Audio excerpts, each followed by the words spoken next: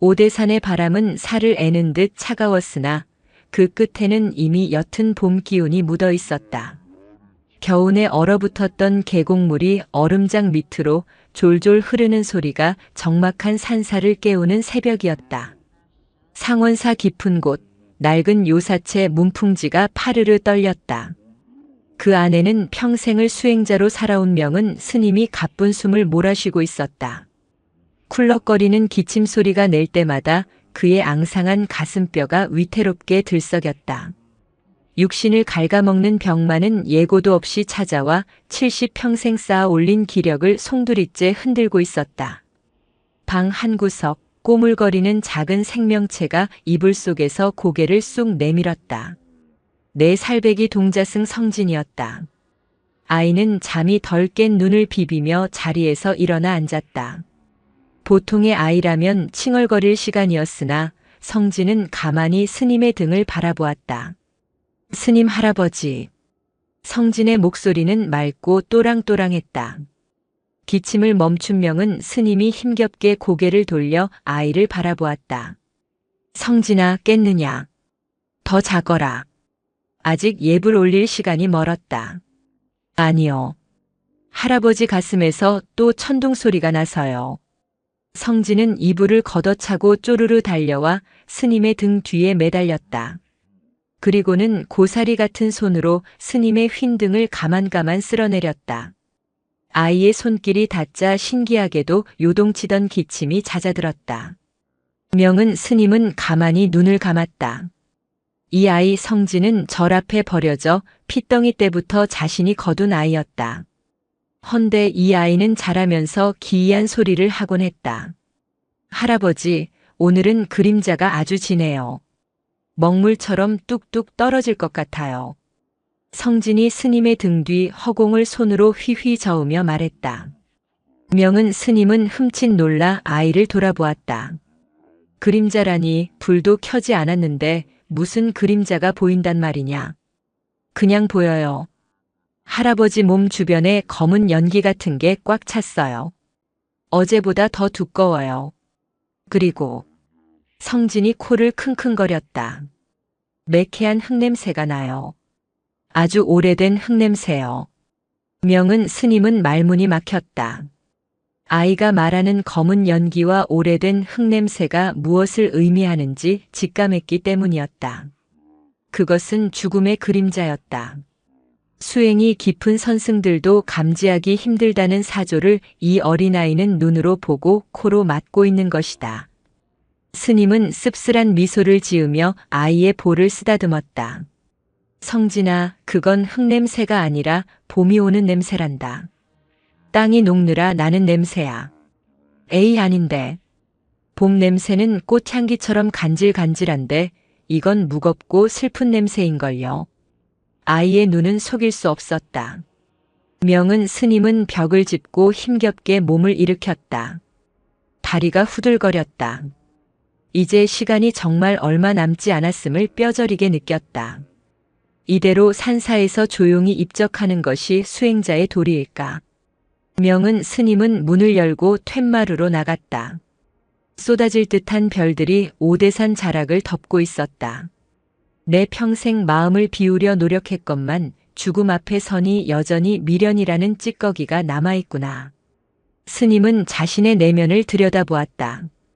육신의 고통보다 더 괴로운 것은 알 수 없는 두려움이었다.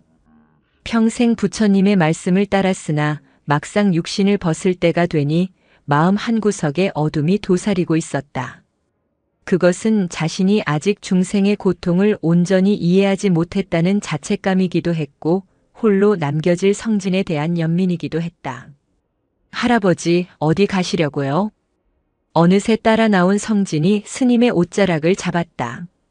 아이의 눈동자에 별빛이 담겨 반짝였다. 그 순간 명은 스님의 뇌리에 번개 같은 생각이 스쳤다. 그래, 가자.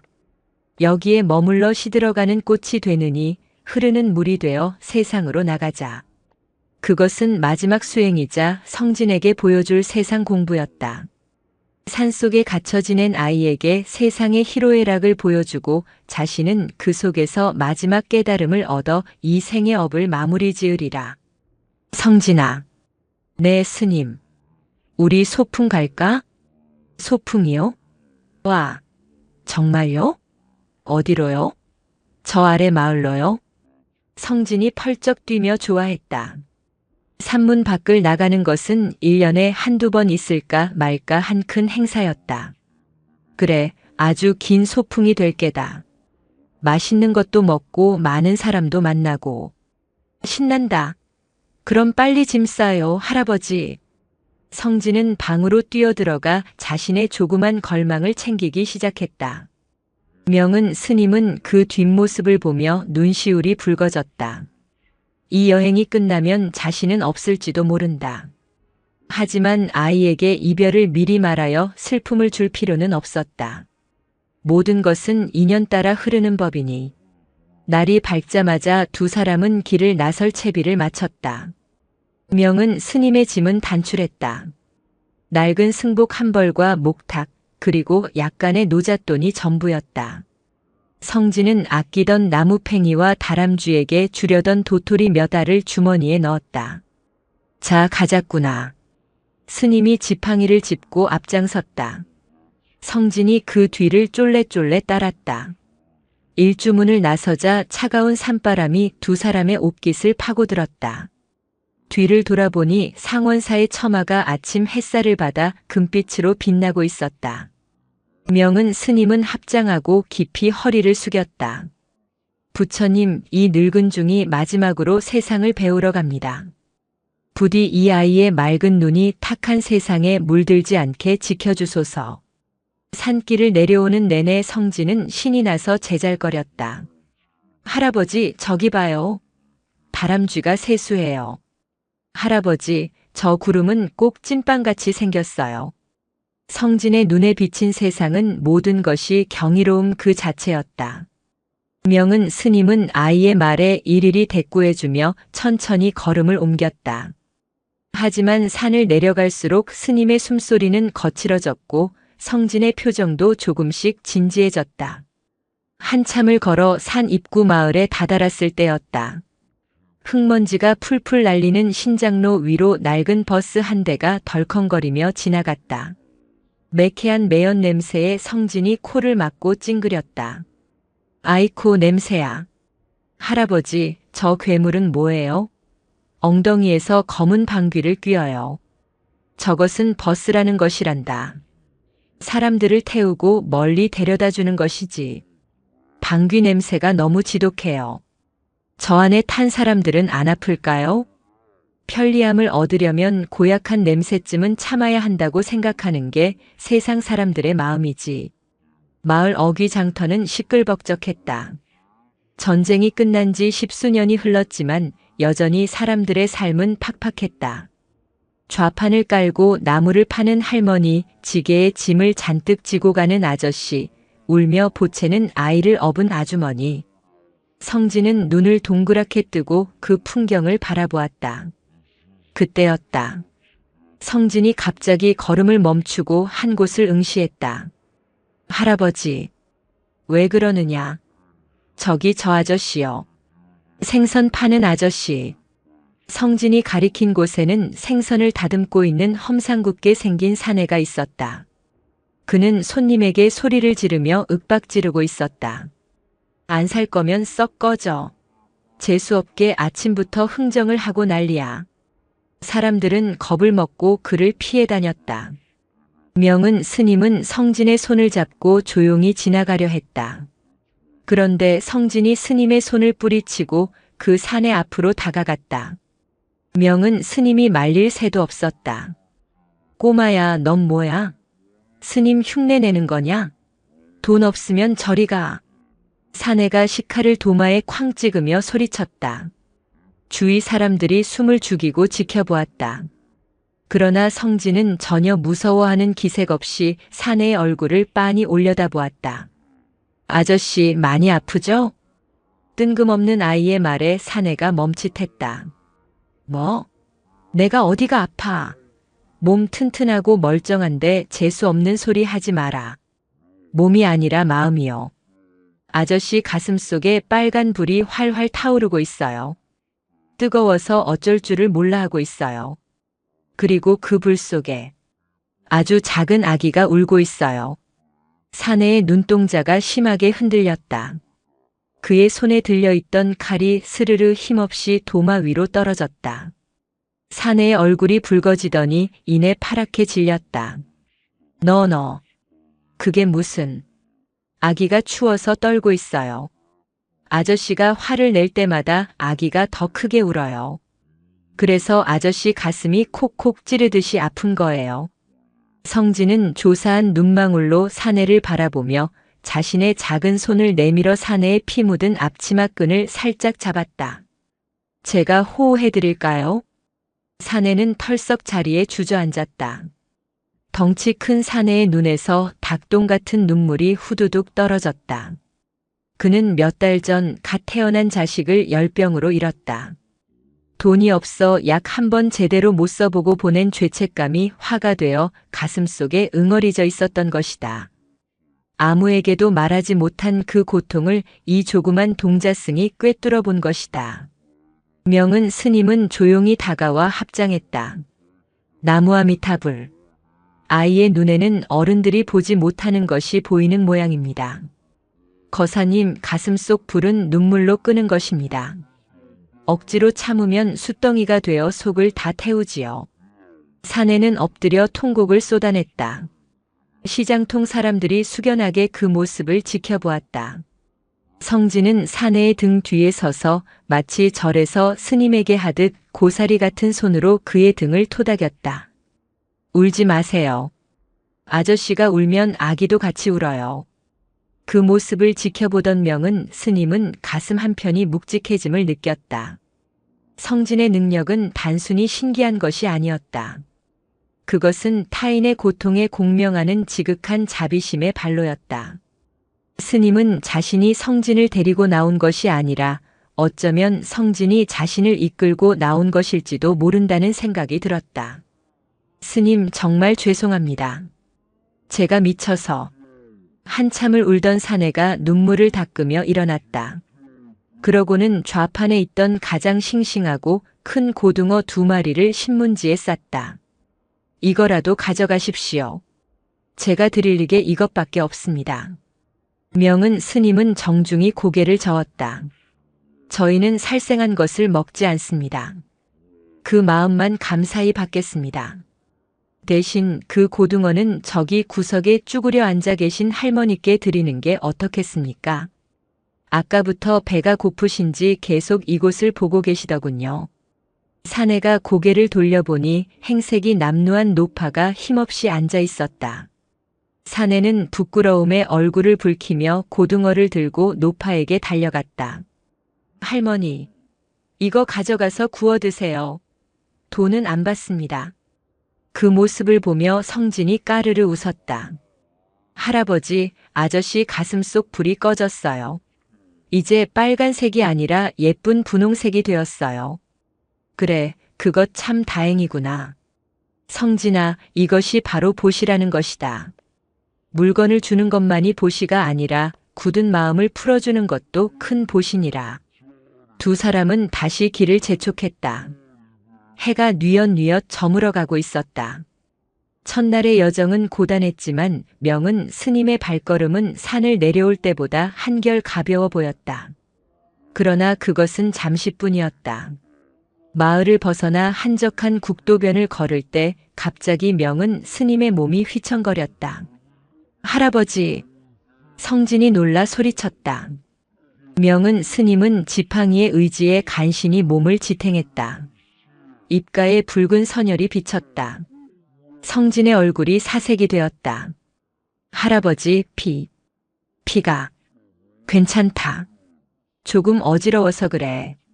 명은 스님은 급히 소매로 입가를 닦으며 성진을 안심시키려 했다. 하지만 성진의 눈에는 보였다. 스님의 몸을 감싸고 있던 검은 연기가 아까보다 훨씬 더 짙게 그리고 더 사납게 일렁이고 있다는 것을. 그 연기는 마치 살아있는 뱀처럼 스님의 목을 조여오고 있었다. 거짓말. 할아버지 지금 엄청 아프잖아요. 검은 그림자가 할아버지를 삼키려고 해요. 성진이 울먹이며 스님의 다리를 붙잡았다. 명은 스님은 숨을 고르며 하늘을 올려다보았다. 저 멀리 산 너머로 붉은 노을이 지고 있었다. 마치 자신의 생명처럼 타오르다 사그라지는 저 태양. 아직은 아니다. 아직 보여줄 것이, 가르쳐줄 것이 남았다. 조금만 더 시간을 주소서. 스님은 마음속으로 간절히 기도했다. 그리고 떨리는 손으로 성진의 손을 꼭 잡았다. 성진아, 해가 지니 날이 차구나. 저기 보이는 폐가에서라도 하룻밤 묵어가자꾸나. 두 사람은 길가에 버려진 낡은 초가집으로 들어갔다. 지붕은 반쯤 무너져 내렸고 마당에는 잡초가 무성했다. 스님은 방 안에 쌓인 먼지를 대충 쓸어내고 자리를 잡았다. 성진은 스님의 곁에 꼭 붙어 앉아 스님의 얼굴을 살폈다. 할아버지, 제가 주물러 드릴게요. 성진은 작은 손으로 스님의 다리를 주무르기 시작했다. 명은 스님은 흐뭇한 눈으로 아이를 바라보다가 이내 깊은 잠에 빠져들었다. 고단한 하루였으리라. 밤이 깊어지자 사방은 칠흑 같은 어둠에 잠겼다. 성진은 잠든 스님의 숨소리가 거칠어질 때마다 깜짝깜짝 놀라 깨곤 했다. 밖에서는 부엉이 울음소리가 들려왔다. 그때였다. 밖에서 인기척이 들렸다.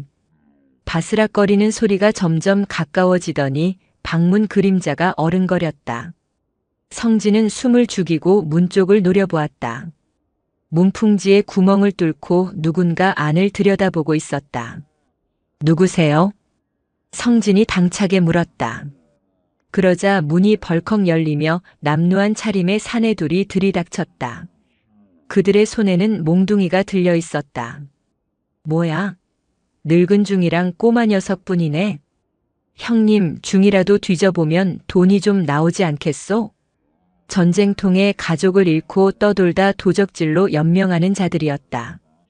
그들은 자고 있는 명은 스님을 발로 툭툭 찼다. 이보시오, 늙은 양반. 가진 거 있으면 좀 내놓으시지. 명은 스님은 힘겹게 눈을 떴다. 눈앞의 험악한 상황에도 스님의 눈빛은 고요했다. 빈손으로 왔다가 빈손으로 가는 것이 인생인데 이 늙은 중에게 무엇을 바라시오? 어라? 이 양반이 자다가 봉창 두드리는 소리를 하네. 뒤져. 사내 하나가 스님의 걸망을 낚아챘다. 쏟아진 것이라고는 목탁 하나와 낡은 경전, 그리고 몇 푼 안 되는 동전뿐이었다. 에이, 재수없게. 정말 개털이네. 사내는 화가 나서 목탁을 발로 걷어찼다. 목탁이 벽에 부딪혀 대구르르 굴렀다. 성진이 잽싸게 달려가 목탁을 주워 품에 안았다. 우리 할아버지 괴롭히지 마세요. 나쁜 아저씨들. 성진이 몽둥이를 든 사내 앞을 막아서며 소리쳤다. 사내가 어이없다는 듯 코웃음을 쳤다. 이 조그만 녀석이 겁도 없이. 비켜라, 다치기 싫으면. 사내가 성진을 밀치려 손을 뻗었다. 그 순간 성진의 눈빛이 변했다. 낮에 생선 장수에게 보였던 것과는 다른 서늘하고 깊은 눈빛이었다. 아저씨들. 춥지요? 성진의 입에서 나직한 목소리가 흘러나왔다. 뭐? 아주 춥고, 배고프고, 외롭지요? 엄마가 보고 싶어서 매일 밤 울고 있지요? 도적들의 움직임이 멈췄다. 성진은 그들의 마음속 깊은 곳에 숨겨진 전쟁 고아로서 겪었던 처참한 공포와 그리움을 보고 있었다. 그들의 겉모습은 흉악한 도적이었으나 내면은 부모를 잃고 추위에 떨던 어린아이 그대로였다. 아저씨들 주변에 회색 안개가 가득해요. 그 안개 속에서 누가 손을 흔들고 있어요. 아가야, 밥 먹어라 하고 부르고 있어요. 그만해. 닥쳐. 사내 하나가 몽둥이를 떨어뜨리며 뒷걸음질 쳤다. 그것은 그가 죽은 어머니에게서 마지막으로 들었던 말이었다. 성진은 한 발짝 더 다가갔다. 때리지 마세요. 아저씨들도 맞을 때 아팠잖아요. 무서웠잖아요. 그런데 왜 똑같이 하려고 해요? 성진의 말은 비수가 되어 그들의 가슴을 찔렀다. 폭력으로 자신들을 무장하여 세상을 향해 복수하려 했지만 결국 그들 역시 상처 입은 영혼일 뿐이었다. 명은 스님이 자리에서 일어나 앉으며 나직이 말했다.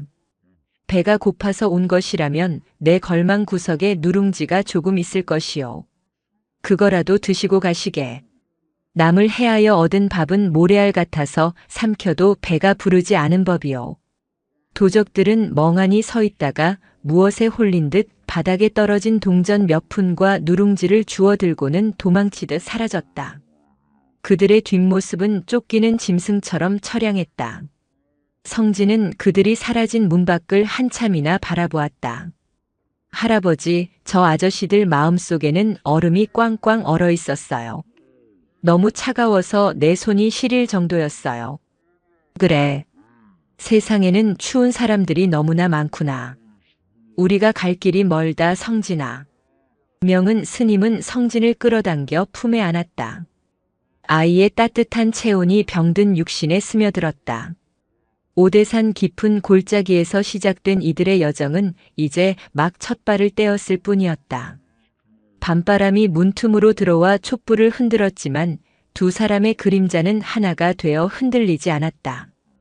폐가에서의 하룻밤은 고단했으나 두 사람의 발걸음은 다시금 새벽을 갈랐다. 산길을 벗어나자 제법 넓은 신장로가 나타났고 드문드문 지나가는 트럭들이 뽀얀 먼지를 일으켰다. 성진은 트럭이 지나갈 때마다 신기한 듯 눈을 동그랗게 뜨고 바라보다가도 이내 콜록거리는 명은 스님의 등을 걱정스레 살폈다. 스님의 숨소리는 어제보다 조금 더 쇠를 긁는 듯한 소리가 섞여 있었다. 한나절을 꼬박 걸어 도착한 곳은 기차역이 있는 읍내였다. 전쟁의 흔적이 지워져 가고 재건의 열기가 꿈틀대던 시절, 역전 앞은 그야말로 아수라장이었다. 짐 보따리를 머리에 인 아주머니들, 구두통을 메고 달리는 아이들, 그리고 어디선가 흘러나오는 유행가 가락이 뒤섞여 정신을 쏙 빼놓았다. 할아버지, 여기는 사람들이 왜 이렇게 바빠요? 다들 어디론가 도망가는 것 같아요. 성진이 스님의 옷자락을 꽉 잡으며 물었다. 도망가는 것이 아니라 살아가려 애쓰는 것이란다. 저마다 짊어진 삶의 무게를 이고 지고 가는 길이지. 스님은 인파 속에서 성진을 놓칠세라 손을 더욱 단단히 잡았다. 그때였다. 장터 한 구석에서 징과 꽹과리 소리가 요란하게 울려 퍼졌다. 자, 날이면 날마다 오는 게 아니야. 죽어가는 사람도 벌떡 일으키고 굽은 허리도 쫙 펴주는 만병통치약이 왔소. 화려한 색동 저고리를 입은 약장수 패거리가 사람들을 불러 모으고 있었다. 원숭이 한 마리가 제주를 넘고 차력사가 불을 뿜자 구경꾼들의 탄성이 쏟아졌다. 순진한 시골 노인들과 안악들이 그 주변을 겹겹이 둘러쌌다. 성진도 호기심에 그쪽으로 고개를 돌렸다. 하지만 이내 아이의 미간이 찌푸려졌다. 할아버지, 저기 냄새가 이상해요. 무슨 냄새 말이냐? 연 냄새도 나고 국밥 냄새도 나는구나. 아니요. 썩은 단내요. 아주 달콤한데 속은 시커멓게 썩은 과일 냄새가 나요. 저 아저씨 입에서 계속 그 냄새가 뿜어져 나와요. 성진이 가리킨 곳에는 콧수염을 기른 약장수 대장이 목에 핏대를 세우며 약병을 흔들고 있었다. 이 약으로 말할 것 같으면 저기 백두산 깊은 골짜기에서 산삼을 먹고 자란 구렁이를 고아 만든 신비의 영약이라. 자식 농사 걱정인 할머니, 밤마다 삭신 쑤시는 할아버지. 이거 한 병이면 청춘을 되찾소. 그의 말에 홀린 듯 허리가 굽은 할머니 한 분이 꼬깃꼬깃한 쌈짓돈을 꺼내 들고 앞으로 나섰다. 이보게, 정말 그 약 먹으면 우리 영감 중풍이 낫는가? 아이고 어머니, 말해 뭐합니까? 지난달에 다 죽어가던 최진사 양반도 이거 먹고 지금 지게지고 산에 다닙니다.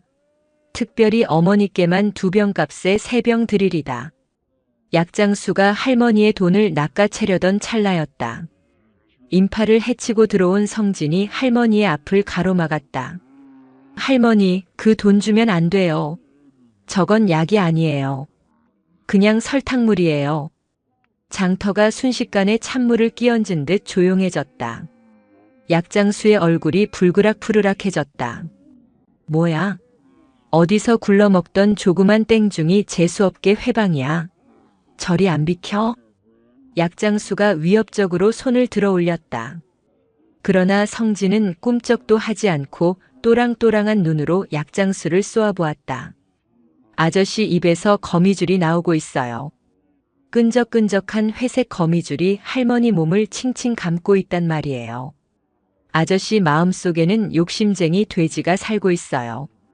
그 돼지가 배가 고파서 꿀꿀거리는 소리가 다 들려요. 성진의 말은 비유가 아니었다. 아이의 눈에는 약장수의 탐욕이 형상화되어 보였다. 사람들을 속여 이득을 취하려는 그 검은 마음이 끈적한 타르처럼 흘러나와 순박한 노인들을 올가매고 있었던 것이다. 이 녀석이 맛을 봐야 정신을 차리지. 약장수가 성진의 멱살을 잡으려는 순간 명은 스님의 지팡이가 약장수의 팔을 탁 하고 막아섰다. 노스님의 힘이라고는 믿기지 않을 만큼 단호하고 묵직했다. 노시게. 아이가 철이 없어 한 말이니 노여움을 푸시게. 명은 스님의 목소리는 낮았으나 장터의 소음을 뚫고 들어가는 위험이 있었다. 약장수는 스님의 깊은 눈빛에 기가 눌려 슬그머니 손을 내렸다. 스님이면 다요? 남의 장사를 망쳐도 유분수지. 장사라 하셨소. 물건을 팔아 이문을 남기는 것이 장사지 거짓을 팔아 남의 희망을 훔치는 것은 도둑질이나 다름없소. 저 노보 살림의 쌈짓돈은 자식들 먹이려 혹은 병든 남편 살리려 피땀 흘려 모은 목숨 줄일 터. 그것을 탐하고도 밤에 다리 뻗고 잘 수 있겠소? 스님의 일갈에 주변 사람들이 수군거리기 시작했다. 맞아, 저 약 지난번에 윗동네 김씨가 먹고 배탈만 났다던데. 스님 말씀이 옳아. 어린애 눈은 못 속이는 법이지. 분위기가 험악해지자 약장수는 짐을 챙길 생각도 못하고 황급히 도망치려 했다. 그때 성진이 약장수의 옷자락을 잡았다. 아저씨. 약장수가 흠칫하며 돌아보았다. 성진의 눈에는 원망이 아닌 연민이 가득했다. 아저씨 집에 아픈 누나 있지요?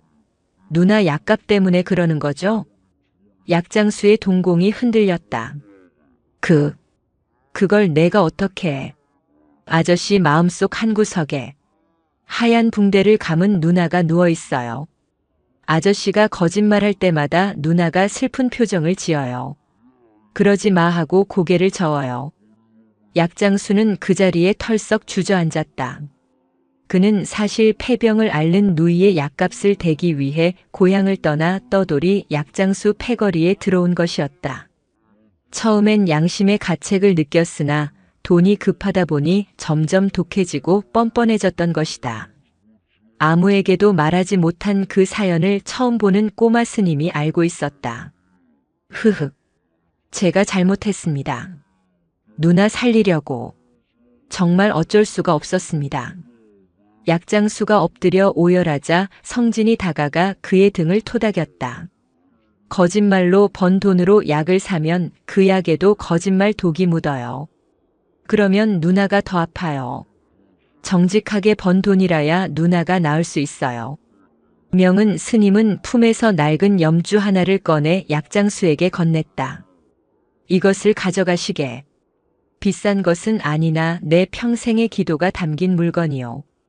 팔면 며칠 약값은 될 것이요. 부디 마음의 밭을 갈아엎고 새 씨앗을 뿌리시게.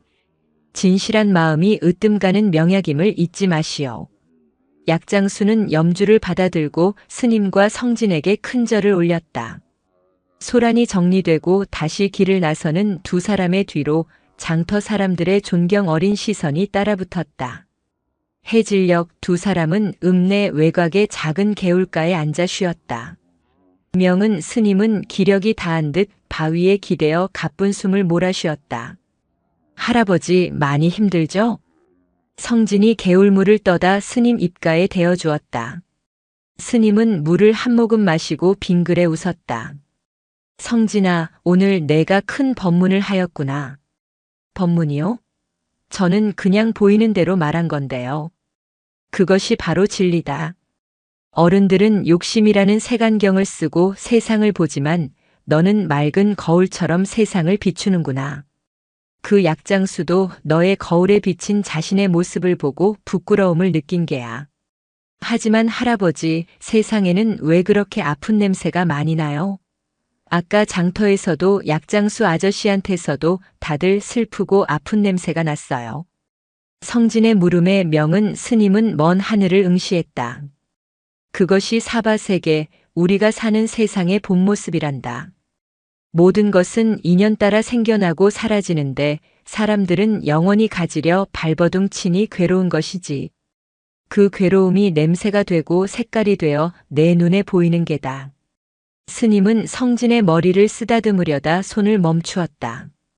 손끝이 미세하게 떨리고 있었다.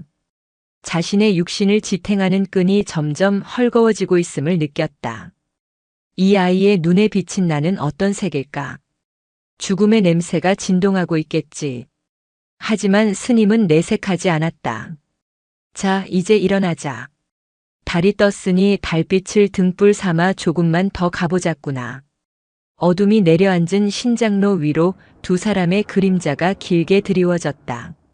성진은 스님의 지팡이 소리에 맞춰 발을 굴렀다. 딱, 딱, 딱. 그 소리가 마치 목탁 소리처럼 청아하게 밤 공기를 갈랐다. 멀리서 들려오는 기차의 경적 소리가 마치 거대한 짐승의 울음소리처럼 들려왔지만 스님의 손을 잡은 성진은 더 이상 두렵지 않았다. 다만 잡은 스님의 손이 어제보다 더 차갑고 말라있다는 사실만이 어린 가슴을 시리게 할 뿐이었다. 장터를 지나 며칠을 걷자 풍경이 바뀌었다. 산새는 험해지고 길 옆으로는 굽이치는 강물이 흘렀다. 전쟁 때 끊어졌다가 임시로 복구된 다리들이 위태롭게 서 있었고 강변 곳곳에는 피란민들이 지어놓은 판잣집들이 다닥다닥 붙어 있었다. 명은 스님의 상태는 눈에 띄게 나빠졌다. 걷다가 멈춰 서는 일이 잦아졌고 기침을 할 때마다 손수건은 붉게 물들었다. 성진은 스님이 피를 닦는 모습을 볼 때마다 가슴이 철렁 내려앉았지만 스님이 걱정할까봐 모르는 척 고개를 돌리곤 했다. 할아버지, 우리 저기서 좀 쉬었다 가요. 저기 강가에 돌탑이 엄청 많아요. 성진이 가리킨 곳은 강물이 휘돌아 나가는 절벽 아래였다. 그곳에는 크고 작은 돌탑 수백 개가 숲을 이루고 있었다. 누군가 정성 들여 쌓은 것이 분명했다. 강가로 내려가니 한 여인이 돌을 나르고 있었다. 헝클어진 머리에 낡은 한복을 입은 여인은 넋이 나간 사람처럼 중얼거리며 돌을 쌓고 있었다. 오시려나. 오늘은 오시려나. 이 돌 하나 올리면 다리가 안 아프실까? 저 돌 하나 올리면 배가 안 고프실까? 여인의 손은 상처투성이었고 손톱은 다 닳아 있었다. 마을 아이들이 멀리서 여인을 향해 돌멩이를 던지며 놀려댔다. 얼레리 꼴레리. 미친년이 또 돌 쌓는다. 남편은 죽었는데 귀신 부른다. 아이들의 돌팔 매질에 여인이 쌓던 탑이 와르르 무너졌다. 여인은 비명을 지르며 무너진 돌무더기 위로 몸을 던졌다. 안 돼. 안 돼. 우리 서방님 오시는 길인데. 이걸 무너뜨리면 못 찾아오시잖아. 여인은 피가 나는 줄도 모르고 무너진 돌들을 허겁지겁 다시 주워 모았다. 그 처절한 모습에 성진의 눈시울이 붉어졌다. 나쁜 녀석들. 그만해. 성진이 아이들에게 달려가 소리쳤다. 아이들은 승복을 입은 꼬마가 나타나자 혀를 내밀고 도망쳤다. 성진은 여인에게 다가갔다. 아줌마 괜찮아요? 피나요. 그러나 여인은 성진이 보이지 않는 듯 했다. 오로지 돌탑을 다시 쌓는 데에만 정신이 팔려 있었다. 할아버지, 아줌마가 너무 불쌍해요. 아줌마 마음속이 꽁꽁 얼얼음 호수 같아요. 그 호수 밑바닥에 아줌마가 웅크리고 앉아서 계속 울고 있어요. 성진이 명은 스님을 돌아보며 말했다. 스님은 가쁜 숨을 고르며 여인에게 다가갔다. 그리고 여인이 들고 있는 무거운 돌을 함께 들어주었다. 보살님 무겁지 않으십니까? 여인이 그제야 고개를 들어 스님을 보았다. 퀭한 눈동자에는 초점이 없었다. 무겁지 않습니다. 서방님 기다리는 마음이 더 무거워서. 이까지 돌덩이는 솜털 같습니다. 여인은 전쟁통에 남편과 생이별을 했다고 했다. 북으로 끌려가는 남편을 이 강가에서 마지막으로 보았고 곧 돌아오겠다는 약속 하나만 믿고 10년이 넘도록 이곳을 떠나지 못하고 있었다. 매일 강물에 떠내려가지 않도록 돌탑을 쌓으며 남편의 무사 귀환을 빌고 또 비는 것이었다. 명은 스님은 합장하고 탄식했다. 집착이로다. 기다림이 깊어 병이 되었구나. 흐르는 강물은 붙잡을 수 없거늘. 스님은 성진을 보며 말했다. 성진아, 우리도 돌 하나 얹었구나. 네, 우리도요? 그래. 저 보살님의 무거운 짐을 우리가 조금이라도 나눠들어야 하지 않겠느냐. 명은 스님은 불편한 몸을 이끌고 돌을 주워 날랐다. 성진도 낑낑대며 돌을 날랐다. 스님은 돌을 하나 쌓을 때마다 나직이 연부를 외웠다. 재행무상. 모든 것은 변한다. 오는 것은 가는 것이요, 가는 것은 다시 오는 것이니. 여인은 스님과 성진이 자신을 돕자 경계심을 풀고 가만히 바라보았다. 스님, 제 정성이 부족해서 서방님이 안 오시는 걸까요? 제가 돌을 더 높이, 더 많이 쌓으면 오실까요? 명은 스님은 쌓던 손을 멈추고 여인의 눈을 지그시 바라보았다. 보살님, 돌탑을 높이 쌓는다고 오지 않을 사람이 오는 것은 아닙니다. 진정으로 남편분을 위하는 길은 보살님 마음속에 맺힌 그 차가운 얼음을 녹이는 것입니다. 얼음. 이요? 네. 보살님이 슬픔에 갇혀 자신을 학대하면 구천을 떠도는 남편분의 영혼인들 어찌 편안하겠습니까? 남편분은 보살님이 돌을 쌓는 모습보다 따뜻한 밥 한 술 뜨고 웃는 모습을 더 보고 싶어 하실 겁니다. 스님의 말에 여인의 눈동자가 흔들렸다. 그때 성진이 여인의 치맛자락을 잡고 말했다. 아줌마, 아까 아줌마 마음속 호수 봤는데요. 거기 얼음 밑에 물고기들이 숨을 못 쉬어서 뻐끔거리고 있어요. 아줌마가 웃으면 얼음이 녹아서 물고기들이 밖으로 나올 수 있어요. 남편 아저씨도 그 물고기 타고 돌아올지 몰라요. 아이의 순수한 말 한마디가 여인의 굳게 닫힌 마음의 빗장을 건드렸다. 여인은 주저앉아 엉엉 울기 시작했다. 10년 넘게 참아왔던 서름이 본물 터지듯 쏟아져 나왔다. 그 울음소리는 강물 소리보다 더 크고 애처로웠다. 스님은 여인이 실컷 울도록 두었다. 한참을 울던 여인이 탈진한 듯 축 늘어지자 스님은 자신의 걸망에서 낡은 수건을 꺼내 여인의 흙투성이 손을 닦아주었다. 이제 그만 놓아주십시오. 붙잡고 있는 끈이 너무 팽팽하면 결국 끊어지고 맙니다. 인연이 다했다면 보내주는 것이 자비요. 인연이 남았다면 바람 타고라도 다시 올 것입니다. 그날 밤 두 사람은 여인의 판잣집에서 하룻밤을 묵게 되었다. 여인은 오랜만에 따뜻한 밥을 지어 올렸다. 밥상머리에서 여인의 얼굴은 한결 편안해 보였다. 스님, 동자승님, 고맙습니다. 제 평생 이렇게 맘 놓고 울어본 적이 없습니다. 속이 뻥 뚫린 것 같습니다. 성진이 숟가락을 빨며 웃었다. 와, 아줌마 얼굴에 이제 구름이 걷혔어요. 해님이 반짝반짝해요. 명은 스님은 흐뭇하게 바라보았지만 속으로는 엄청난 고통을 참아내고 있었다. 가슴 속에서 뜨거운 불덩이가 치밀어 오르고 시야가 자꾸만 흐려졌다. 기침을 참느라 온몸이 땀으로 젖었다. 모두가 잠든 새벽, 스님은 몰래 밖으로 나왔다. 강가에 서서 밤하늘을 올려다보았다. 별똥별 하나가 길게 꼬리를 그리며 떨어졌다. 내 생명의 불꽃도 저 별똥별 같구나. 찰나의 순간을 태우고 사라지는 것. 스님은 심한 현기증을 느끼며 비틀거렸다. 그때 갑자기 각혈이 터져 나왔다. 검붉은 피가 강가의 하얀 돌 위로 흩뿌려졌다. 다리에 힘이 풀린 스님은 그대로 쓰러지고 말았다.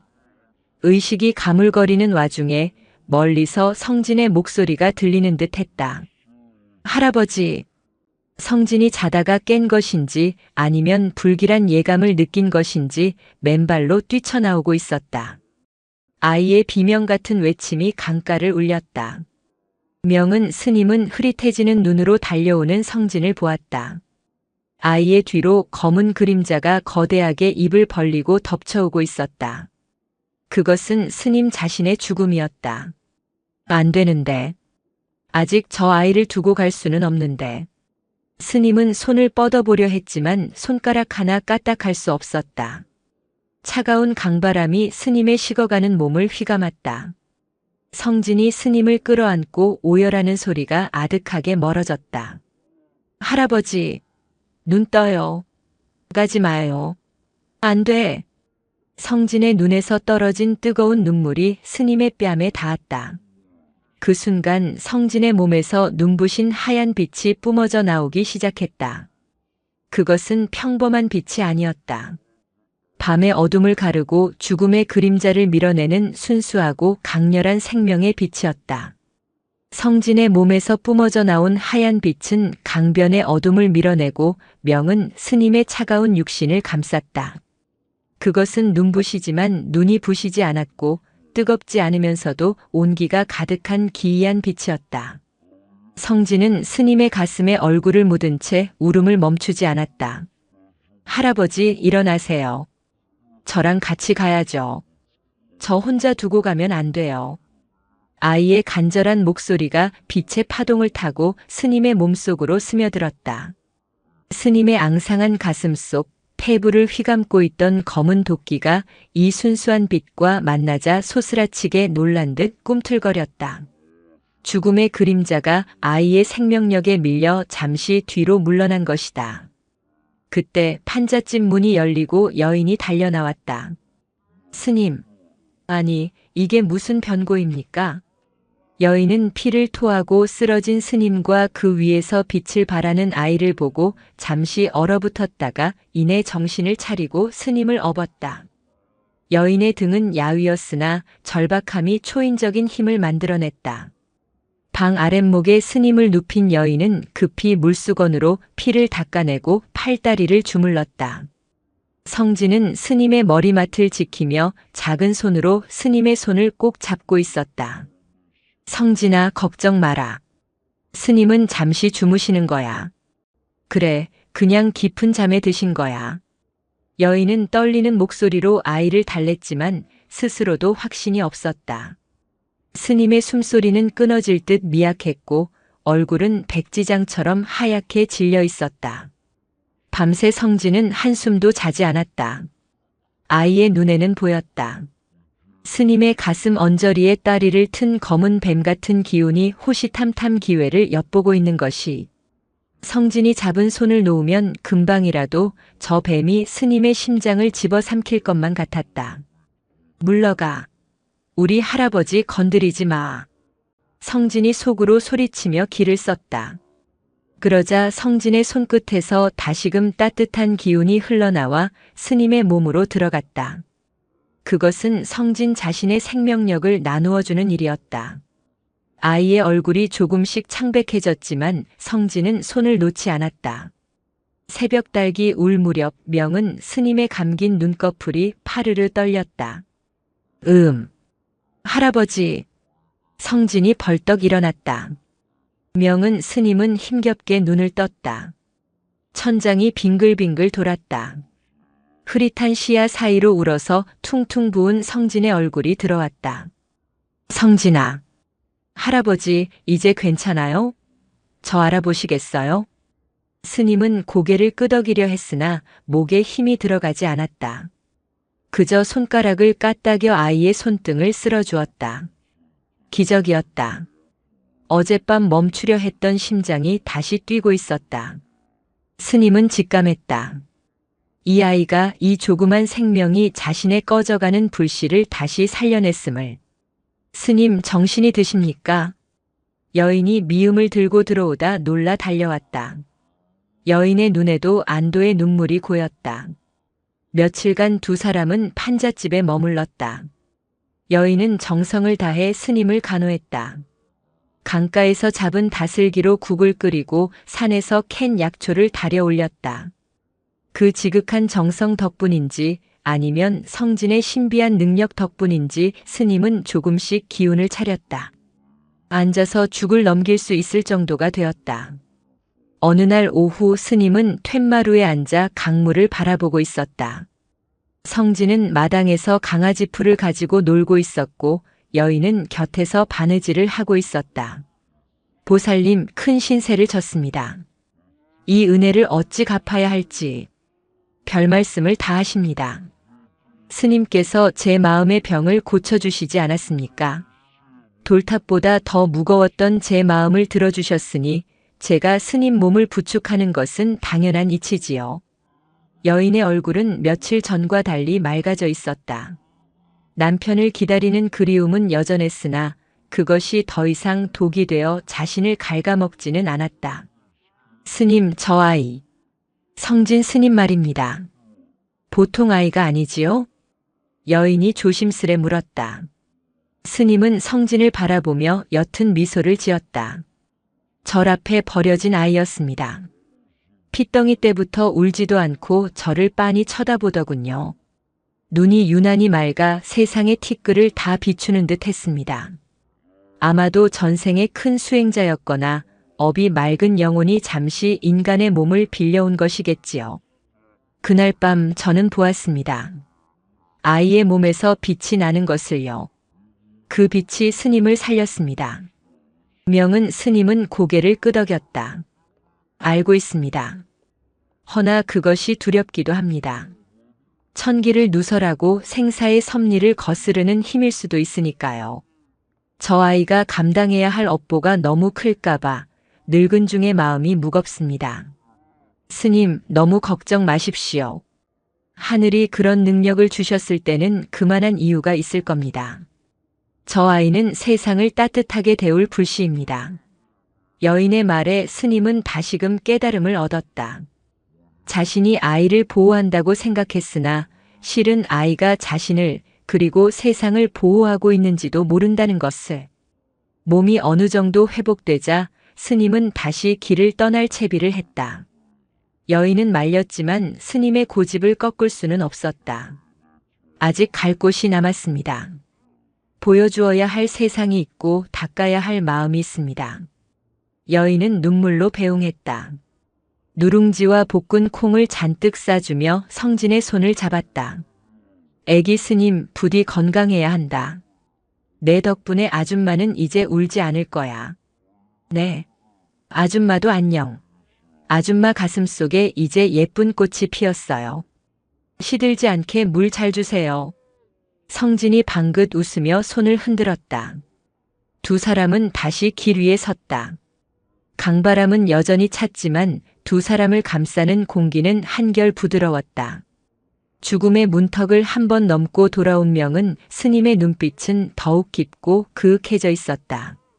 강원도 산골을 벗어나자 풍경은 급격하게 삭막해졌다. 푸른 산 대신 헐벗은 민둥산이 나타났고 맑은 계곡물 대신 검은 물이 흐르는 개천이 보였다. 탄광촌이었다. 1960년대 후반 산업화의 불길을 지피기 위해 검은 황금이라 불리는 석탄을 캐내는 이곳은 삶과 죽음이 교차하는 치열한 전장이었다. 마을 입구부터 매캐한 연탄 냄새와 석탄 가루가 날렸다. 지나가는 사람들의 얼굴은 하나같이 검댕이 묻어 있었고 눈빛은 퀭했다. 할아버지, 여기는 왜 온 세상이 까매요? 나무도 까맣고 물도 까맣고 사람들 얼굴도 까매요. 성진이 옷소매로 코를 막으며 물었다. 이곳은 땅속 깊은 곳에서 불을 캐내는 마을이란다. 사람들이 추운 겨울을 나게 해주는 고마운 돌을 캐느라 고생하는 곳이지. 마을 중심가로 들어서자 분위기는 험악했다. 술집에서는 고성이 오갔고 길가에는 술에 취해 쓰러진 광부들이 즐비했다. 내일 당장 막장이 무너져 죽을지 모른다는 공포가 사람들을 찰나의 쾌락과 싸움으로 내몰고 있었다. 그때 웅성거리는 소리와 함께 사람들이 한 곳으로 몰려갔다. 광업소 소장이 왔다. 밀린 월급 내놓으라고 해. 광부들이 몽둥이와 삽을 들고 사무실 앞으로 몰려들고 있었다. 그들 앞을 경찰들이 곤봉을 들고 막아섰다. 일촉즉발의 상황이었다. 명은 스님과 성진은 군중 틈에 끼어 그 모습을 지켜보았다. 양복을 입은 기름진 얼굴의 소장이 확성기를 들고 나왔다. 여러분, 조금만 참으시오. 석탄만 더 캐내면 다 해결해 준다니까 왜들 이러시오. 거짓말 마라. 지난달에도 그랬잖아. 내 새끼들 굶어 죽게 생겼다.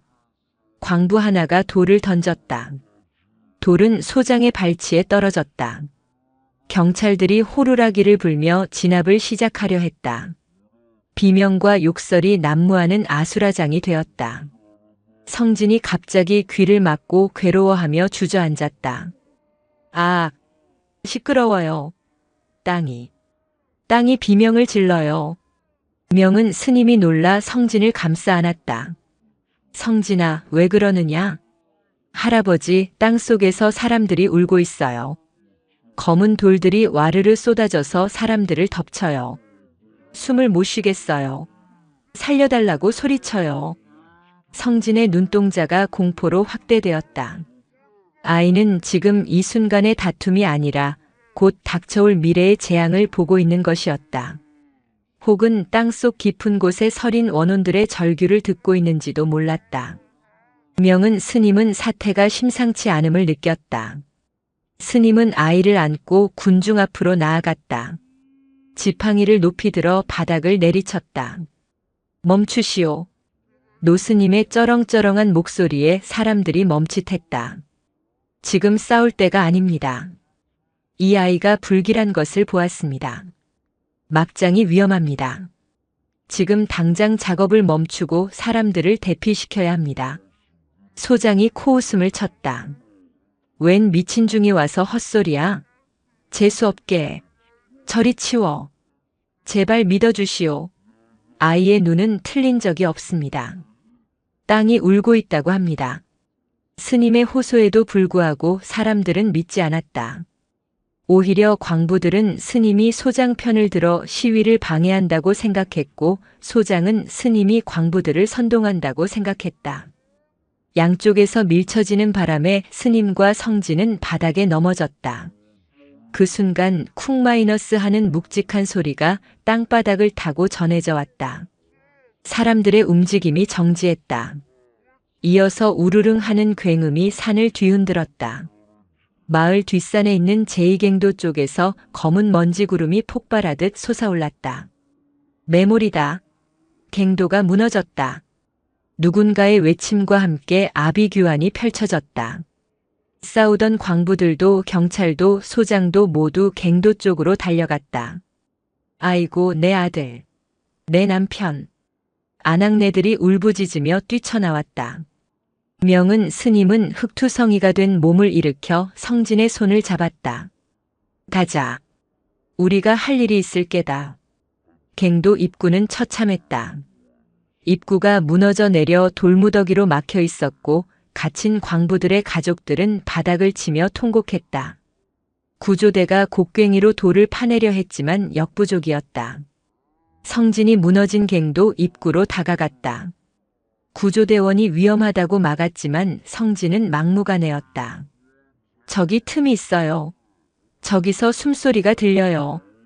성진이 가리킨 곳은 무너진 바위 틈새의 작은 구멍이었다. 어른들은 들어갈 수 없는 좁은 틈이었다. 할아버지, 제가 들어갈게요. 안에 아저씨들이 살아있어요. 제가 가서 알려줘야 해요. 안 된다. 너무 위험해. 또 무너질 수도 있어. 스님이 단호하게 말렸다. 하지만 성진은 스님의 눈을 똑바로 바라보았다. 부처님은 남을 위해 목숨도 바친다고 하셨잖아요. 저기 아기 아빠들이 있대요. 아기들이 기다리잖아요. 스님은 말문이 막혔다. 4살배기 아이가 자비의 화신이 되어 자신을 가르치고 있었다. 스님은 떨리는 손으로 성진의 뺨을 어루만졌다.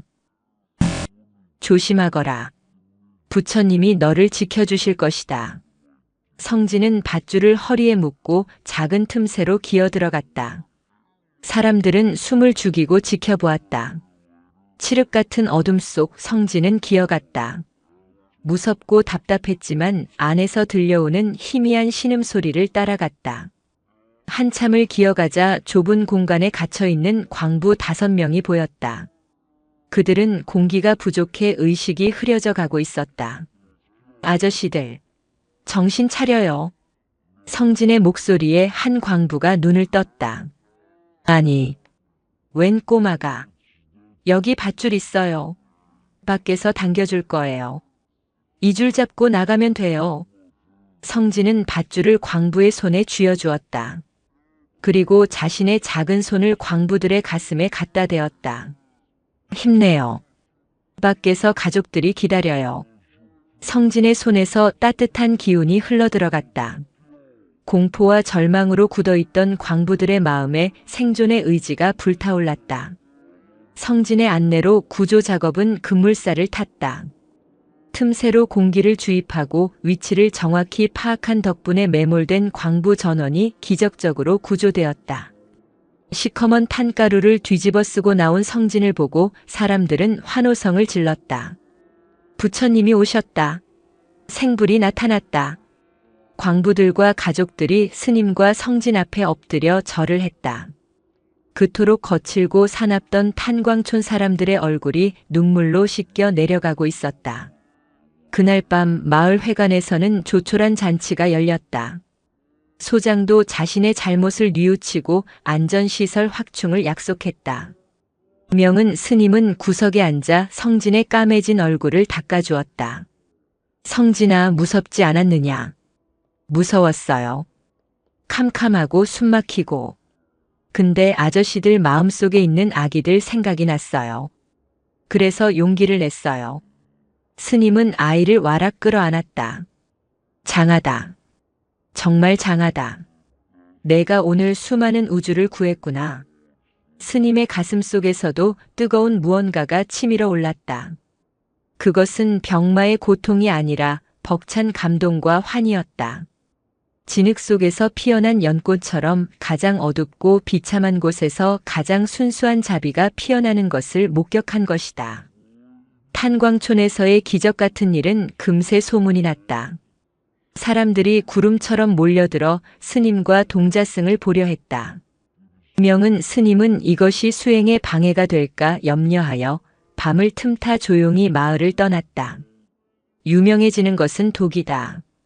우리는 바람처럼 왔다가 바람처럼 가야 한다. 2 사람은 인적 드문 산길을 택해 걸었다.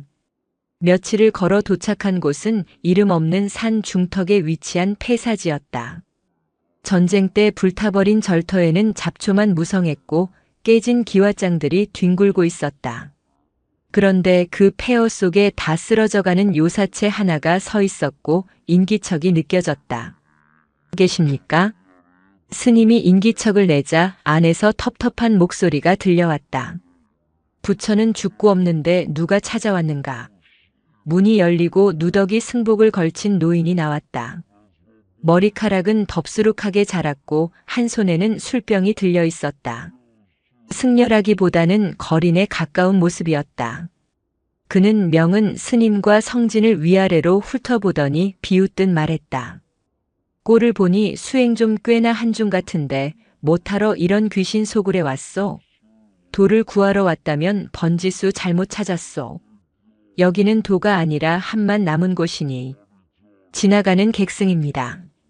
날이 저물어 하룻밤 묵어가기를 청합니다. 마음대로 하슈. 어차피 내 집도 아니니. 노인은 술을 벌컥벌컥 마시고는 마당 한가운데 덩그러니 놓인 불상 앞으로 갔다. 불상은 반쯤 깨져 있었고 이끼가 잔뜩 끼어 있었다. 노인은 불상의 머리를 툭툭 쳤다. 야, 돌덩이. 오늘도 말 한마디 없구나. 내가 진짜 영험하다면 왜 그때 그 많은 사람이 죽을 때 가만히 있었냐? 앙. 노인은 술주정하듯 불상에게 욕설을 퍼부었다. 명은 스님은 묵묵히 그 모습을 지켜보았다.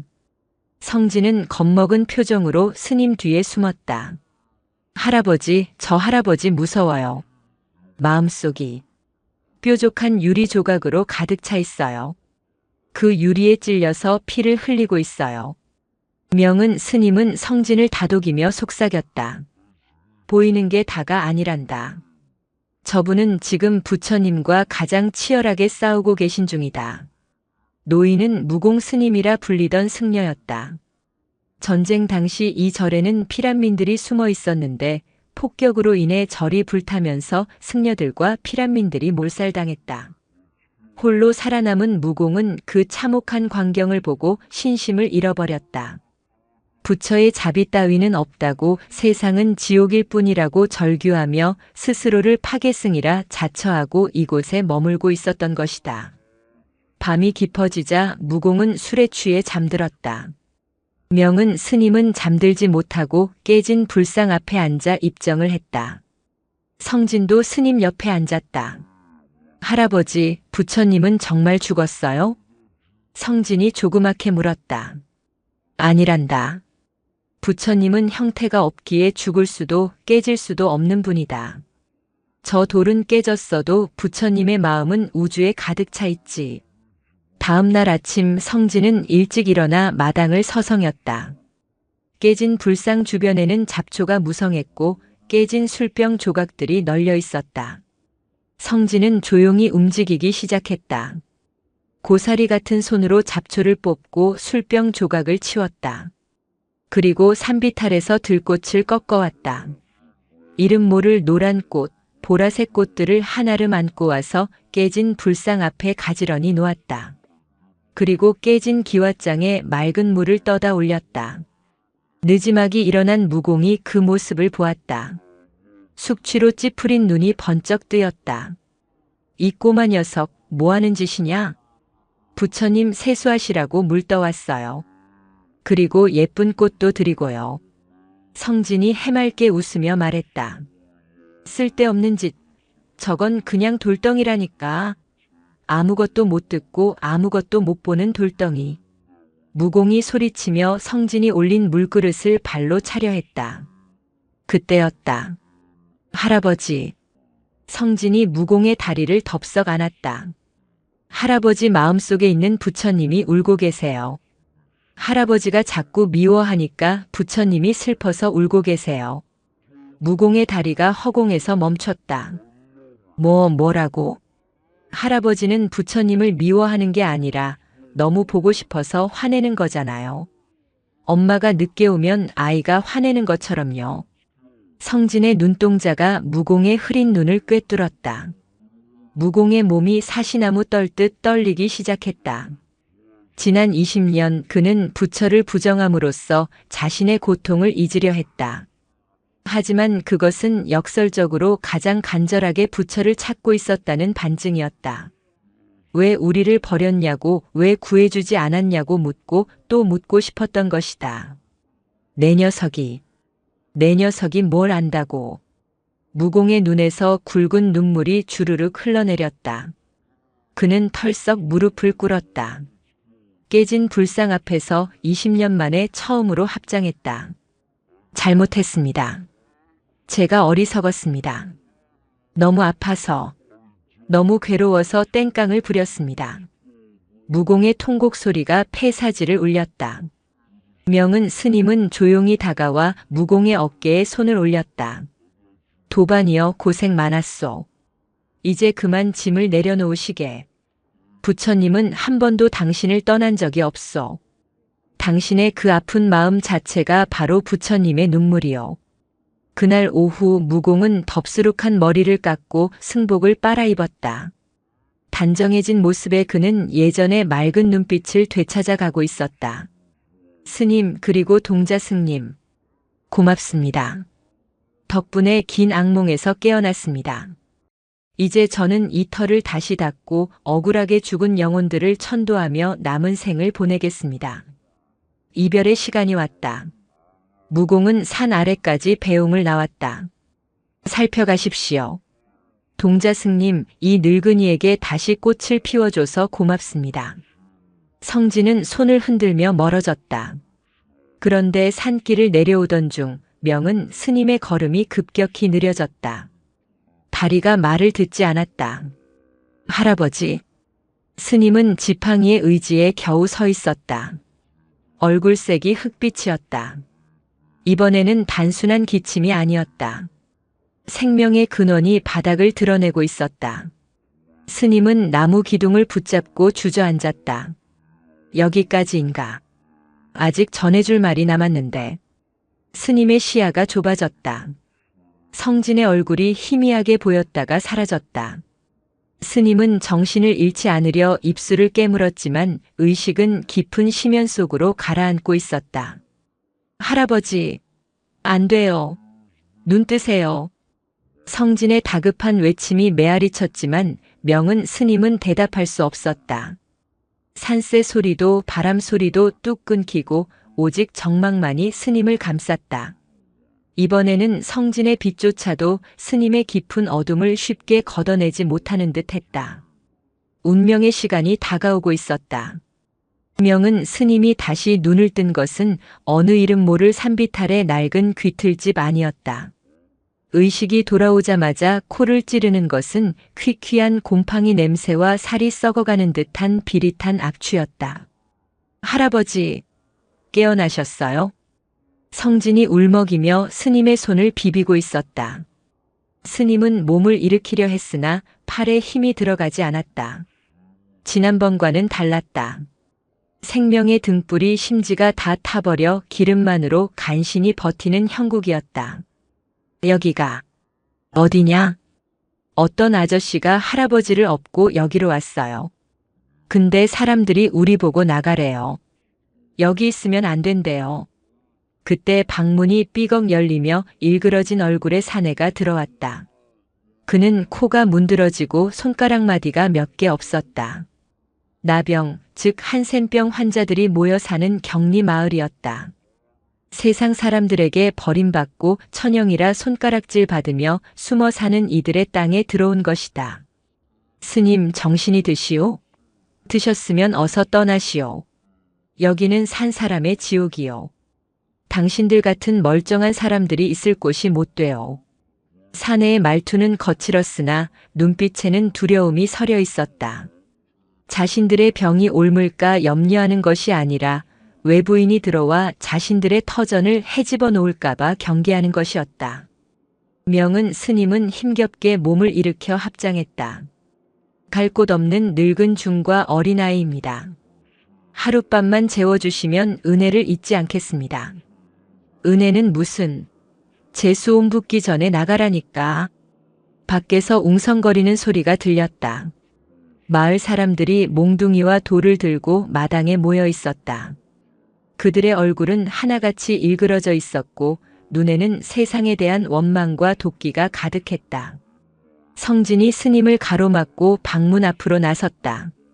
할아버지는 지금 못 걸어요. 조금만 쉬게 해주세요. 이 꼬마 녀석이 우리 꼴을 보고도 무섭지 않으냐? 우린 괴물이야. 가까이 오면 너도 문둥이가 된다. 한 노파가 소리치며 돌멩이를 던졌다. 돌은 성진의 어깨를 맞고 떨어졌다. 성진은 아픔에 찡그렸지만 물러서지 않았다. 아니에요. 할머니는 괴물이 아니에요. 그냥 많이 아픈 사람이잖아요. 성진의 눈에는 보였다. 그들의 일그러진 육체 뒤에 숨겨진 영혼의 모습이. 온몸에 가시덤불을 두르고 그 가시가 자신의 살을 찌르는 고통 속에 신음하는 영혼들이 보였다. 그들은 남이 자신을 찌르기 전에 스스로 만든 가시 감옥 속에 갇혀 세상을 향해 가시를 세우고 있었다. 이 녀석이 노파가 다시 돌을 던지려다 멈칫했다. 성진이 뚜벅뚜벅 걸어와 노파의 손을 잡았기 때문이다. 뭉뚝하게 잘려나간 노파의 손을 성진은 자신의 부드러운 두 손으로 감싸 쥐었다. 할머니 손 참 따뜻해요. 우리 엄마 손도 이랬을까요? 순간 정적이 흘렀다. 그 누구도 심지어 가족조차도 만지기를 꺼려했던 손이었다. 더럽다고 썩었다고 침을 뱉던 손을 이 맑은 아이가 거리낌 없이 잡고 있었다. 노파의 눈에서 왈칵 눈물이 쏟아졌다. 아이고, 아이고, 내 새끼. 노파는 십수년 전 병이 발병하자마자 자식들에게 해가 될까봐 스스로 집을 나와 이곳으로 숨어들었다. 두고 온 젖먹이 아이가 사무치게 그리워 매일 밤을 울었는데 지금 눈앞의 동자승이 그 아이처럼 보였다. 성진이 노파를 안아주자 노파의 몸을 감싸고 있던 검은 가시덤불이 스르르 녹아내리기 시작했다. 그 광경을 지켜보던 마을 사람들의 손에서 몽둥이가 하나둘 떨어졌다. 그날 밤 명은 스님은 마을 사람들을 모아놓고 법회를 열었다. 성한 곳 하나 없는 육신을 이끌고 나온 사람들은 스님의 말씀에 귀를 기울였다. 여러분의 육신이 문드러진 것은 전생의 업일 수도 현생의 불운일 수도 있습니다. 허나 마음마저 문드러지게 두지는 마십시오. 육신은 잠시 입다 버리는 옷과 같습니다. 옷이 헤어졌다고 해서 그 안의 주인까지 추한 것은 아닙니다. 스님의 목소리는 갈라지고 쇠소리가 섞여 있었으나 그 울림은 깊었다. 스님은 자신의 피 묻은 승복을 가리켰다. 보십시오. 저 또한 병들어 죽어가는 몸입니다. 여러분과 제가 무엇이 다릅니까? 우리 모두 고통의 바다를 건너는 도반일 뿐입니다. 밤이 깊어 모두가 돌아간 뒤 성진은 끙끙 앓는 환자들의 방을 찾아다녔다. 고름을 닦아주고 아픈 부위에 손을 대어주었다. 아저씨, 여기 아프죠? 제가 호호해 줄게요. 성진의 손길이 닿는 곳마다 고통이 잦아들고 마음의 응어리가 풀렸다. 그것은 기적적인 치유라기보다는 인간으로서 존중받음에서 오는 위로의 힘이었다. 다음 날 아침 떠나는 두 사람에게 마을 사람들은 귀한 보리쌀과 말린 나물을 싸주었다. 처음 돌을 던졌던 노파는 성진에게 자신이 직접 짠 목도리를 둘러주었다. 아가 스님, 부디 건강해라. 이 할미가 죽어서라도 내 앞길을 비춰주마. 마을 어귀를 벗어날 때 성진이 뒤를 돌아보았다. 할아버지, 이제 저 마을은 무섭지 않아요. 가시덤불이 다 사라지고 예쁜 꽃이 피려고 해요. 명은 스님은 흐뭇하게 웃었으나 발걸음을 떼기가 힘들었다. 가슴 통증이 점점 심해져 숨을 쉬는 것조차 고역이었다. 하지만 멈출 수 없었다. 아직 가야 할 곳이, 보여주어야 할 마지막 풍경이 남아 있었다. 산골 오지 마을들을 지나 두 사람이 도착한 곳은 항구 도시의 뒷골목이었다. 미군 부대가 주둔하고 있어 밤이면 붉은 네온 사인이 번쩍이고 술 취한 군인들과 화려한 옷을 입은 여인들이 거리를 메웠다. 1960년대의 혼란과 욕망이 적나라하게 드러난 곳이었다. 할아버지, 여기는 눈이 아파요. 불빛이 너무 빨개요. 성진이 눈을 비비며 말했다. 이곳은 욕망의 불이 밤을 태우는 곳이란다. 사람들의 외로움이 모여서 만든 불빛이지. 스님은 성진의 손을 잡고 좁은 골목길을 걸었다. 술집 유리창 너머로 짙은 화장을 한 여인들이 보였다. 지나가던 취객이 스님의 승복을 보고 침을 뱉었다. 재수없게 땡중이 여길 왜 기어들어와. 당장 꺼져. 스님은 묵묵히 고개를 숙이고 걸음을 재촉했다. 그때 골목 구석에서 누군가 웅크리고 앉아 구토를 하고 있었다. 짙은 화장이 눈물과 콧물로 범벅이 된 젊은 여인이었다. 아줌마 괜찮아요? 성진이 다가가 여인의 등을 두드려 주었다. 여인은 귀찮다는 듯 성진의 손을 뿌리쳤다. 저리 가. 꼬마야, 너도 돈 달라고 왔냐? 나 돈 없어. 여인의 목소리는 날카로웠다. 하지만 성진은 물러서지 않고 여인의 얼굴을 빤히 쳐다보았다. 아줌마 가슴속에 하얀 꽃이 있어요. 근데 검은 그을음이 잔뜩 묻어서 숨을 못 쉬고 있어요. 여인이 비틀거리며 일어섰다. 뭐? 꽃? 웃기고 있네. 내 속엔 썩은 내장밖에 없어. 여인은 연화라는 이름으로 불리는 작부였다. 시골에서 상경의 공장에서 일하다가 돈을 벌게 해주겠다는 말에 속아 이곳으로 팔려왔다. 고향에 두고 온 부모님과 동생들을 생각하며 악착같이 돈을 모았으나 빚은 줄지 않았고 몸과 마음은 피폐해져만 갔다. 아줌마, 울고 싶으면 울어도 돼요. 아줌마 마음속에 있는 언니가 엄마 보고 싶어하고 울고 있잖아요. 성진의 말에 연화의 표정이 굳어졌다. 그녀는 잊고 있었다. 자신이 누군가의 딸이었고 꿈 많은 소녀였다는 사실을. 이곳에서의 삶은 자신을 그저 몸 파는 여자로 낙인 찍었고 스스로도 그렇게 믿어버렸다. 내가 뭘 알아? 조그만 게 뭘 안다고 짓거려? 연화가 소리를 질렀지만 성진은 그녀의 허리춤을 꽉 끌어안았다. 아줌마 냄새 안 나요. 아줌마한테서는 엄마 냄새가 나요. 따뜻하고 좋은 냄새요. 성진이 맡은 냄새는 술 냄새도 싸구려 분 냄새도 아니었다. 그녀의 영혼 깊은 곳에 남아있는 순수함의 향기였다. 진흙탕 속에 뿌리를 받고 있지만 결코 더러움에 물들지 않는 연꽃의 본성. 연화는 그 자리에 주저앉아 통곡했다. 지나가던 사람들이 힐끗거렸지만 명은 스님은 지팡이를 짚고 서서 그들 주위에 결계를 치듯 지켜섰다. 울어라. 실컷 울어라. 눈물은 영혼을 씻어내는 비누와 같은 것이다. 한참을 운 연화가 고개를 들었다. 화장은 다 지워져 얼룩덜룩했지만 눈빛만은 맑아져 있었다. 스님, 저는 더러운 년입니다. 몸도 마음도 다 썩었습니다. 저 같은 것도 구원받을 수 있을까요? 명은 스님은 인자한 미소로 답했다.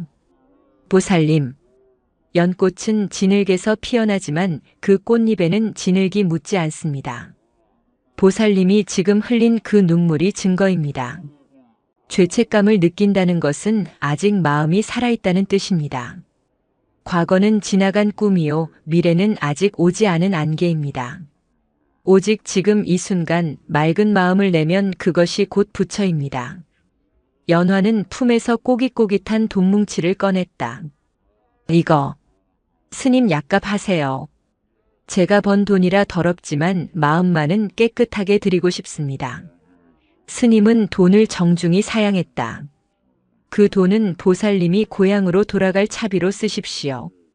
그리고 부모님께 따뜻한 내복 한 벌 사드리십시오. 그것이 제게 주는 가장 큰 공양입니다. 연화는 스님과 성진에게 큰 절을 올렸다. 그녀는 결심했다. 이 지옥 같은 곳을 떠나 다시 시작하겠노라고. 골목을 빠져나오자 명은 스님의 기침이 다시 시작되었다. 이번에는 멈추지 않았다. 입과 코에서 검붉은 피가 쏟아져 나왔다. 할아버지! 성진이 비명을 질렀다. 스님은 벽을 짚고 쓰러지듯 주저앉았다. 세상이 핑 돌았다. 이제 정말 한계였다. 성진아, 미안하구나. 조금만 더 버티려 했건만. 스님은 흐려지는 의식 속에서 성진의 얼굴을 보았다. 아이가 울면서 빛을 뿜어내고 있었다. 하지만 이번에는 그 빛을 받아들이는 것조차 버거웠다. 육신의 그릇이 이미 깨져버린 것이다. 할아버지, 죽지 마요. 내가 살려줄게요. 제발. 성진은 자신의 생명력을 전부 쏟아부을 기세였다.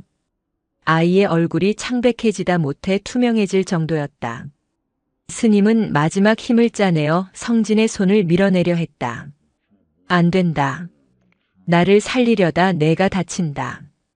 이제 그만. 나를 놓아다오. 하지만 목소리가 나오지 않았다. 밤하늘의 붉은 네온 사인이 마치 저승의 불빛처럼 어른거렸다. 명은 스님은 기적적으로 다시 눈을 떴다. 성진의 지극한 정성이 염라대왕의 명부를 잠시 뒤로 미룬 듯 했다. 하지만 스님은 알았다. 이것이 정말 마지막 유해라는 것을. 두 사람은 도시를 떠나 다시 오대산 방향으로 향했다. 스님의 마지막 소원은 자신이 출발했던 곳, 상원사로 돌아가 그곳에서 입적하는 것이었다. 그러나 하늘은 그들의 여정을 쉽게 허락하지 않았다. 갑자기 먹구름이 몰려오더니 억수 같은 비가 쏟아지기 시작했다. 때마침 태풍이 상륙한 것이다. 강풍이 나무를 뽑을 듯 몰아치고 계곡물은 순식간에 불어났다. 할아버지, 비가 너무 많이 와요. 앞이 안 보여요. 성진이 비바람에 날아갈 듯 휘청거렸다. 명은 스님은 성진을 품에 안고 겨우겨우 발걸음을 옮겼다. 산길은 이미 진흙탕이 되어 미끄러웠다. 그들은 산 중턱에 있는 작은 암자를 발견하고 급히 그곳으로 피신했다. 이미 그곳에는 폭우를 피해 들어온 마을 사람들과 나그네들 10여 명이 모여 있었다. 암자는 좁고 낡았다. 비가 새어 천장에서 물이 뚝뚝 떨어졌고 밖에서는 천둥 번개가 요란하게 쳤다. 아이고, 이러다 산사태 나는 거 아니야? 물 귀신이 작정을 했나? 비가 왜 이리 무섭게 와? 사람들은 공포에 질려 웅성거렸다. 그때 쿠르릉 하는 거대한 소리와 함께 땅이 흔들렸다. 산사태다. 누군가의 비명과 함께 암자 뒤편에서 흙더미와 바위가 쏟아져 내렸다. 암자 입구가 순식간에 막혀버렸다. 다행히 건물이 완전히 무너지지는 않았으나 사람들은 꼼짝없이 갇히고 말았다. 칠흑 같은 어둠 속에서 사람들의 비명과 울음소리가 뒤섞였다. 살려주세요. 우리 갇혔어. 숨 막혀. 문 좀 열어봐요. 공포는 전염병처럼 퍼져나갔다. 사람들은 서로 밀치고 아우성치며 이성을 잃어갔다. 명은 스님은 구석에 기대어 가쁜 숨을 몰아쉬었다. 공기가 탁해지자 숨쉬기가 더욱 힘들었다. 가슴을 짓누르는 통증이 극에 달했다. 하지만 스님은 자신의 고통보다 사람들의 공포가 더 걱정되었다.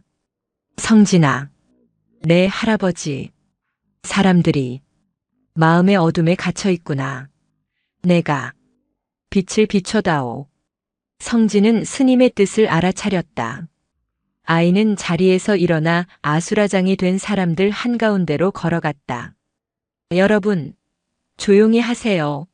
무서워하지 마세요. 성진의 목소리는 맑고 또렷하게 울려 퍼졌다. 아이는 합장하고 눈을 감았다. 그러자 성진의 몸에서 은은한 금빛 광명이 뿜어져 나오기 시작했다.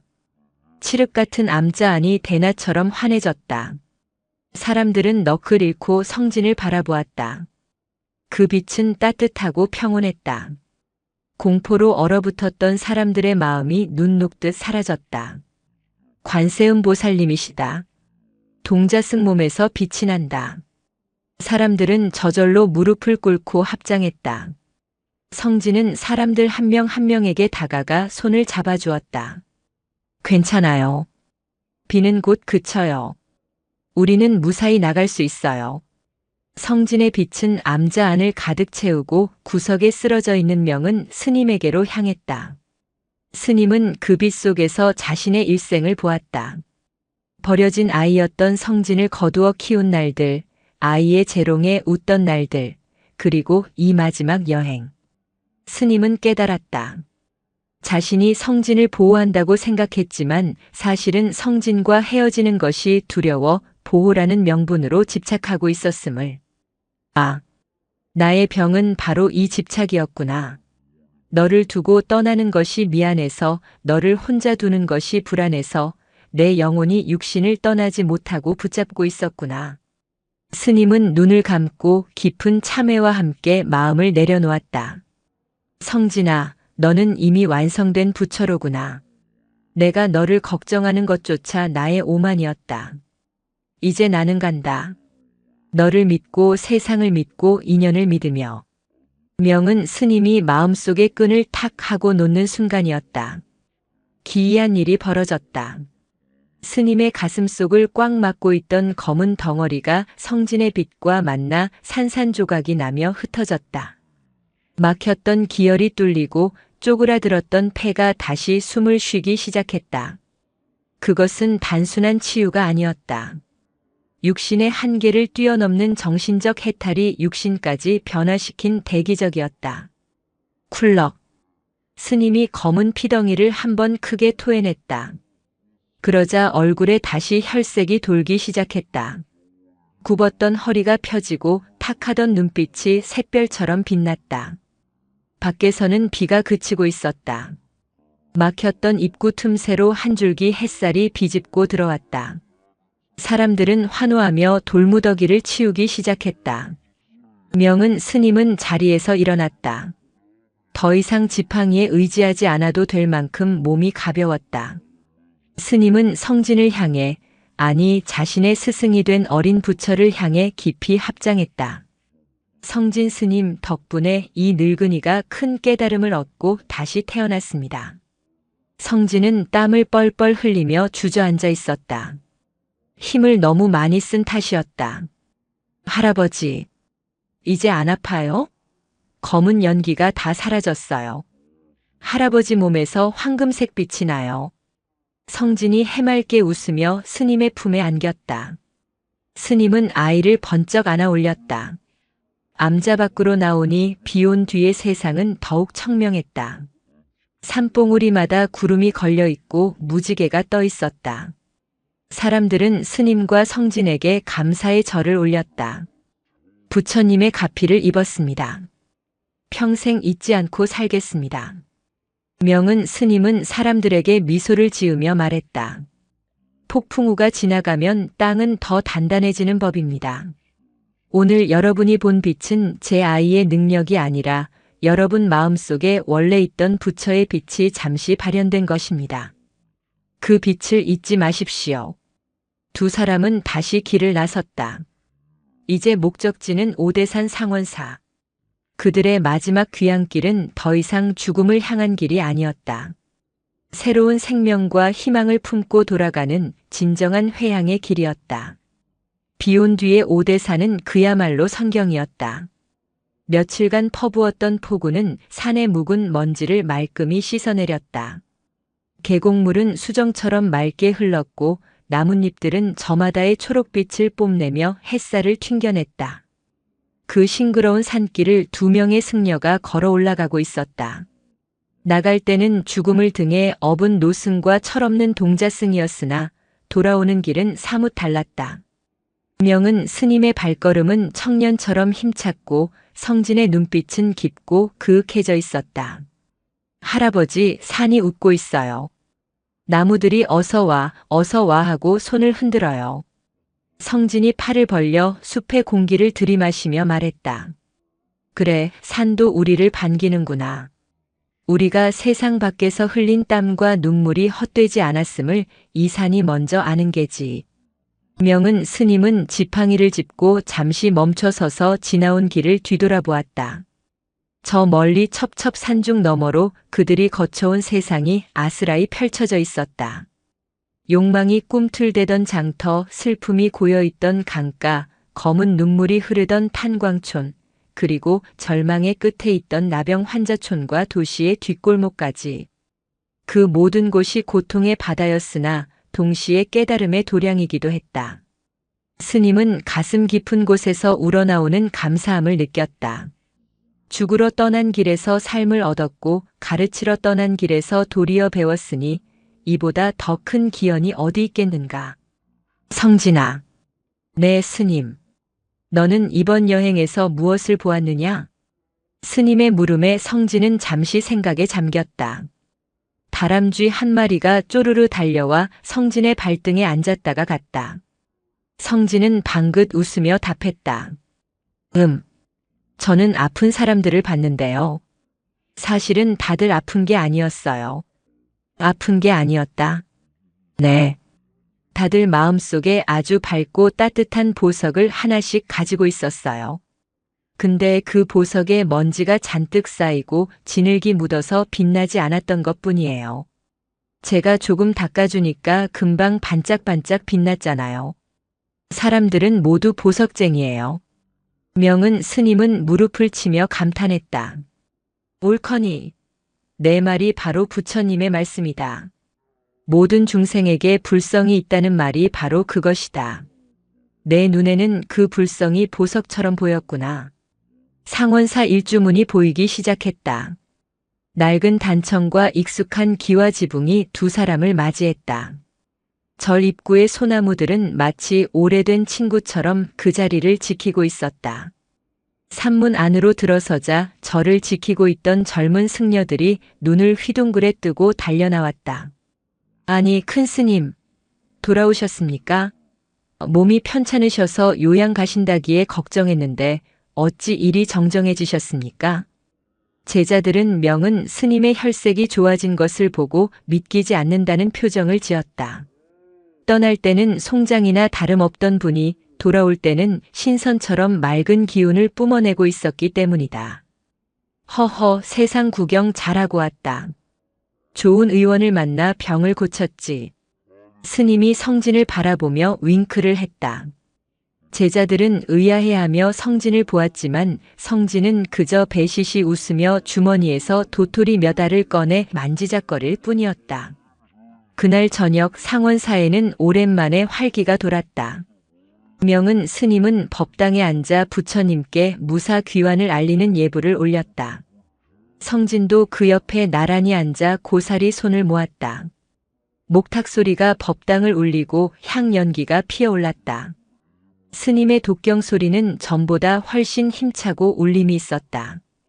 예전의 독경이 간절한 기원이나 참회에 가까웠다면 지금의 독경은 우주의 이치를 노래하는 찬가처럼 들렸다.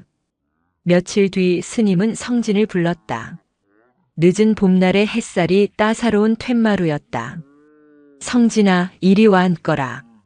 성진이 쪼르르 달려와 스님 무릎에 머리를 기대었다. 할아버지, 왜요? 내 너에게 줄 것이 있다. 스님은 품에서 낡은 염주 하나를 꺼냈다. 아주 오래되어 손때가 묻어 반질반질한 침향 염주였다.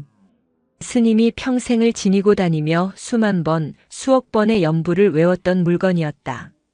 이것은 내 스승님께 받은 것이고 스승님은 또 그 스승님께 받은 것이다. 이제 이것을 너에게 주마. 에이, 이거 할아버지 거잖아요. 저는 제 나무 염주가 더 좋은데. 성진이 투정을 부리듯 말했지만 눈은 염주에서 떼지 못했다. 이 염주에는 수많은 스님들의 원력과 기도가 담겨 있다.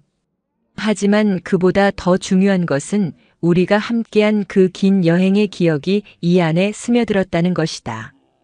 장터의 약장수, 강가의 돌탑 아주머니, 탄광촌의 광부들, 그리고 빗속의 암자 사람들까지. 내가 닦아준 그들의 보석 같은 마음들이 이 염주 알알이 박혀 있단다.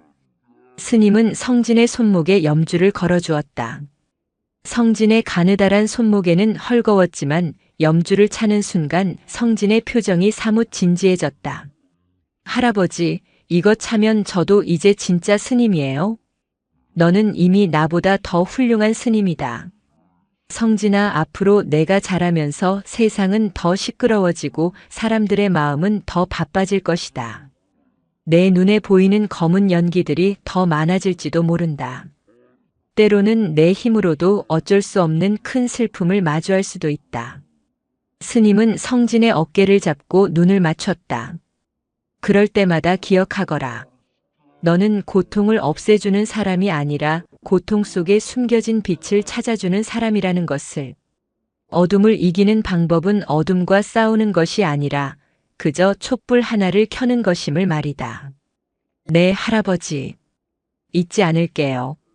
사람들이 울면 같이 울어주고 추워하면 안아줄게요.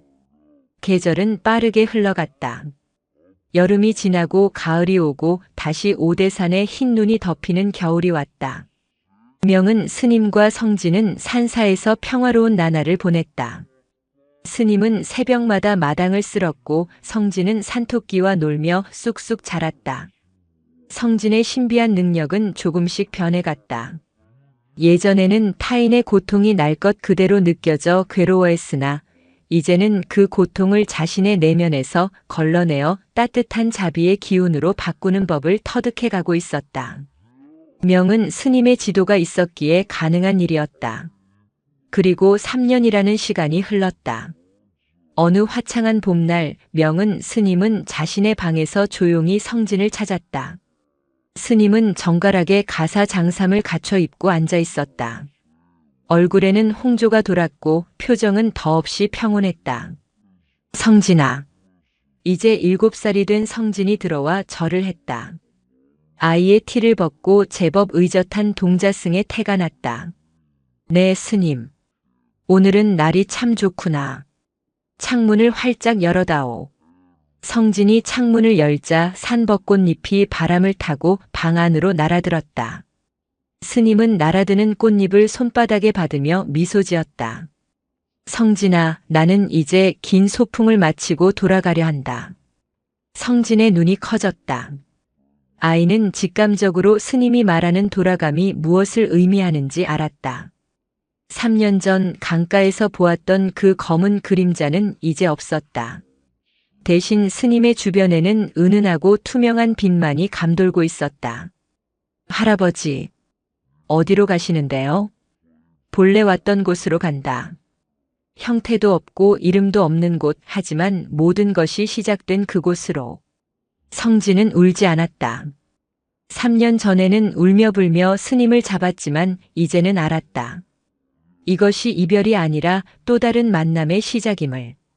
잎이 떨어져야 뿌리로 돌아가고 그래야 다시 새 잎이 돋아난다는 자연의 섭리를 산사에서 배웠기 때문이었다.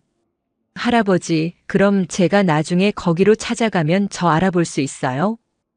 허허, 글쎄다. 내가 바람이 되어 내 볼을 스칠 수도 있고 비가 되어 내 어깨를 적실 수도 있겠지. 하지만 내 마음이 맑게 깨어 있다면 언제 어디서든 나를 만날 수 있을 게다. 스님은 성진을 가까이 오게 했다. 그리고 성진의 손을 잡고 마지막 유언을 남겼다. 성진아, 세상을 사랑하거라. 진흙탕 속에서도 연꽃을 피우는 것은 오직 사랑과 자비뿐이다. 내가 가진 그 빛으로 세상을 따뜻하게 데워다오. 네, 할아버지. 꼭 그럴게요. 명은 스님은 자리에 누웠다. 그리고 편안하게 눈을 감았다. 호흡이 점차 잦아들더니 마침내 고요해졌다. 입가에 옅은 미소를 머금은 채 스님은 육신의 옷을 벗고 영원한 자유의 세계로 떠났다. 성진은 스님의 손을 잡고 한참을 앉아 있었다. 슬픔이 밀려왔지만 그 슬픔은 차갑거나 어둡지 않았다. 마치 봄비처럼 촉촉하고 아련한 슬픔이었다. 할아버지, 안녕. 안녕히 가세요. 내 꿈에 자주 놀러 오세요. 성진은 스님의 가슴 위에 벚꽃잎을 올려드렸다. 산사의 풍경 소리가 딸랑 마이너스하고 울렸다. 그것은 스님의 마지막 인사 같았다. 세월이 흘렀다. 강원도 오대산 상원사에는 신비한 능력을 가진 젊은 스님이 있다는 소문이 돌았다. 사람들은 그를 성진 스님이라 불렀다. 그는 찾아오는 사람들의 얼굴만 보고도 그들의 고민을 마치고 따뜻한 말 한마디로 씻은 듯이 마음의 병을 고쳐준다고 했다. 어느 눈 내리는 겨울날 중년의 사내가 저를 찾았다. 그는 사업에 실패하고 가족을 잃어 삶을 포기하려던 참이었다. 그는 법당 앞에 앉아 하염없이 눈물을 흘리고 있었다. 그때 누군가 다가와 그의 어깨에 손을 올렸다. 고개를 들어보니 맑은 눈을 가진 젊은 스님이 서 있었다. 손목에는 아주 낡고 반질반질한 나무 염주를 차고 있었다. 처사님, 많이 추우시지요? 스님의 목소리는 봄바람처럼 부드러웠다. 제가 죽을 죄를 지었습니다. 살 희망이 없습니다. 성진 스님은 미소를 지으며 사내의 손을 잡았다. 희망은 밖에서 찾는 것이 아닙니다. 처사님 마음속 깊은 곳, 그 얼어붙은 땅 밑에도 아직 씨앗이 살아 숨쉬고 있습니다. 제가 그 씨앗이 싹을 틔울 수 있게 도와드리겠습니다. 사내는 스님의 눈을 바라보았다. 그 눈동자 속에서 사내는 설명할 수 없는 평온함과 위로를 느꼈다. 마치 오래전 잃어버렸던 고향의 품에 안긴 듯한 기분이었다. 스님, 어찌 저 같은 놈에게? 인연입니다. 아주 오래전 저의 스승님께서 제게 가르쳐 주신 인연이지요. 자, 들어가서 따뜻한 차 한 잔 드시지요. 성진 스님은 사내를 부축하여 요사체로 향했다. 눈 내리는 산사의 마당에는 두 사람의 발자국이 나란히 찍혔다. 저 멀리 처마 밑에서 풍경이 바람에 흔들렸다. 딸랑 마이너스 딸랑 마이너스. 맑고 청한 소리가 눈 덮인 오대산 자락으로 퍼져나갔다. 그 소리는 마치 명은 스님의 웃음소리처럼 혹은 성진의 자비로운 마음처럼 세상의 모든 번뇌를 씻어내리고 있었다. 이야기는 여기서 끝이 아니었다. 성진의 발걸음이 닿는 곳마다 그리고 그가 건네는 따뜻한 손길마다 새로운 이야기가 꽃 피어나고 있었다. 진흙 속에서 피어난 연꽃의 향기는 바람을 타고 영원히, 아주 영원히 세상으로 퍼져나갈 것이다.